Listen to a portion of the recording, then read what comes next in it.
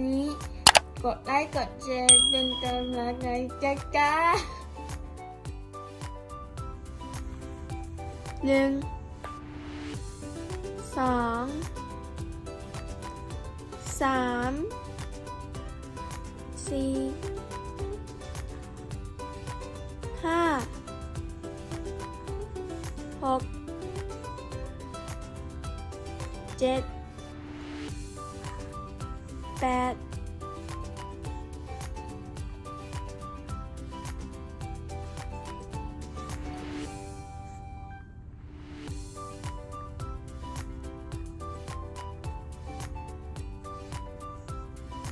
学ぶ学ぶ学学เรียนศึกษาเรียนศึกษา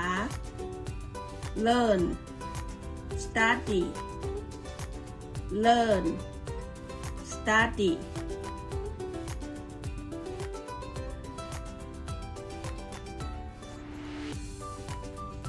1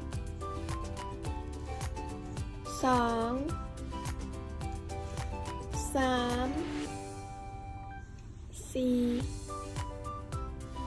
5 6 7 8 9 10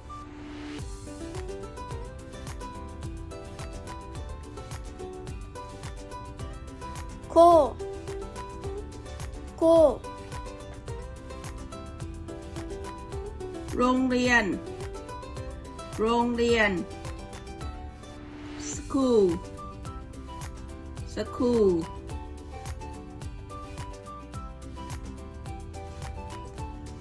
1 2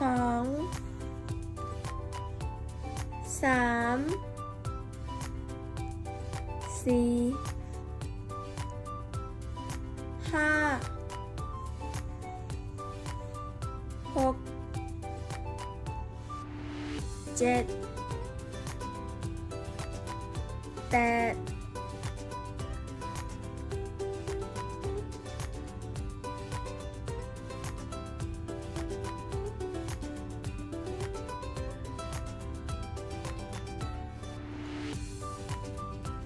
青青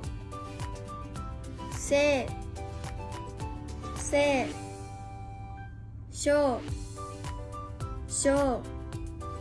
สีฟ้า blue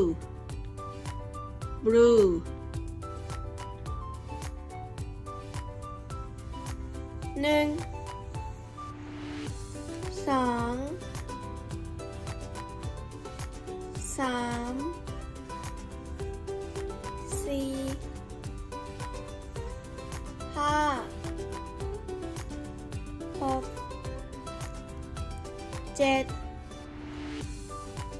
8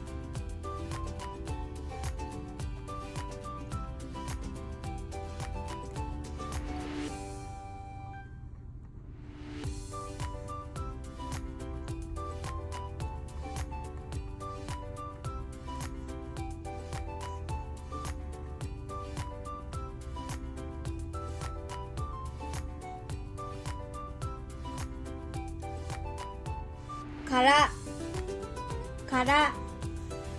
開ける空空ท้องฟ้า อากาศ ว่าง ท้องฟ้า อากาศ ว่าง sky air empty sky air empty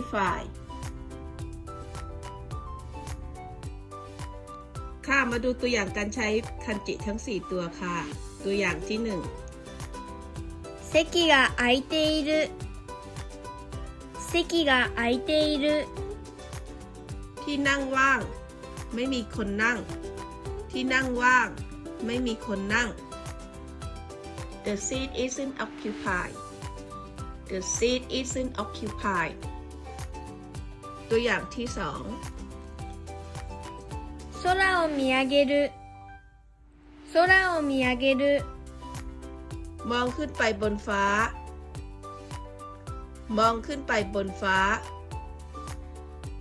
Looking up at the sky Looking up at the sky ตัวอย่างที่สาม空気を吸う空気を吸う สูดอากาศหายใจเข้า สูดอากาศหายใจเข้า Breathe in the air Breathe in the air ตัวอย่างที่สี่算数を学ぶ算数を学ぶ เรียนคณิตศาสตร์ เรียนคณิตศาสตร์ Study math Study math ตัวอย่างที่ห้า学校へ行く学校へ行く